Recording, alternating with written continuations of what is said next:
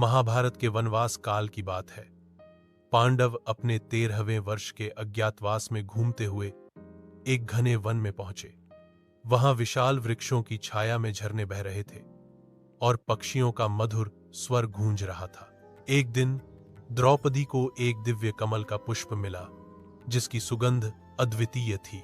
उसने उस पुष्प को युधिष्ठिर को दिखाया। युधिष्ठिर ने कहा, यह पुष्प साधारण नहीं है, शायद यह किसी दिव्य स्थान से आया है। भीम ने कहा, मैं इस पुष्प का स्रोत ढूंढ कर लाता हूं, शायद द्रौपदी के लिए और भी ऐसे पुष्प मिले। युधिष्ठिर ने उसे आज्ञा दी और भीम अपने गदा को लेकर चल पड़ा। भीम वन में आगे बढ़ता गया। रास्ते में उसे एक विशाल वानर मिला जो एक पेड़ के नीचे लेटा हुआ था।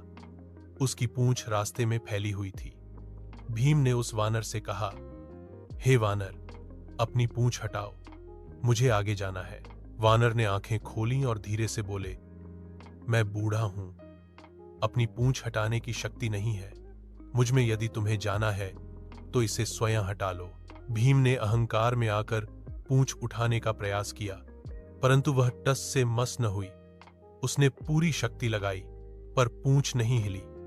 तब उसे अपनी गलती का एहसास हुआ और वह विनम्र होकर बोला, आप कोई साधारण वानर नहीं है, कृपया अपना परिचय दें। तब वानर ने अपना असली रूप प्रकट किया। वे स्वयं पवन पुत्र हनुमान जी थे। भीम ने उनके चरणों में प्रणाम किया। हनुमान जी ने उसे आशीर्वाद दिया और पूछा, तुम इस वन में क्यों भटक रहे हो? भीम ने कमल के पुष्प की कहानी सुनाई।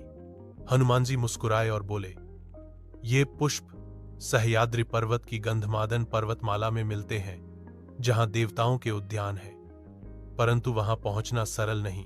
हनुमान जी ने भीम को बताया कि गंधमादन पर्वत पर दिव्य अप्सराएं और किन्नर निवास करते हैं।